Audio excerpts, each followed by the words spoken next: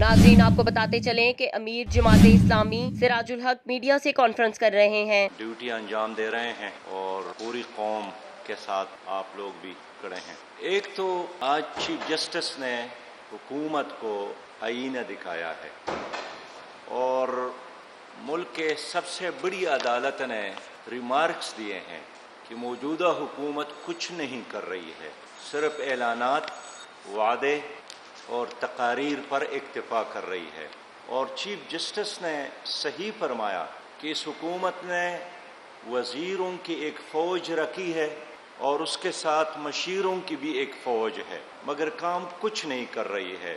اور یہ بھی کہا کہ کرپٹ لوگوں کو مشیر بنایا ہے۔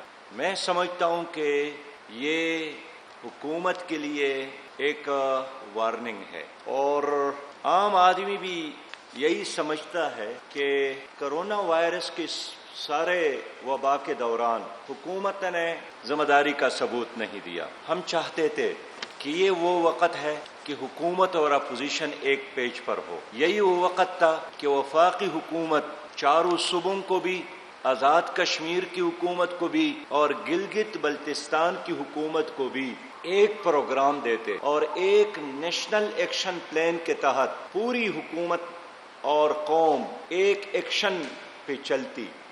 لیکن مجھے افسوس ہے کہ خود آج وزیر اعلیٰ سندھ نے بھی کہا ہے کہ وفاق کوئی رہنمائی نہیں کر رہی ہے، اور خود سندھ کی حکومت کو بھی، گلگت بلتستان کی حکومت کو بھی اور آزاد کشمیر کی حکومت کو بھی گلہ ہے کہ وفاق اپنی ذمہ داریاں پوری نہیں کر رہی ہے۔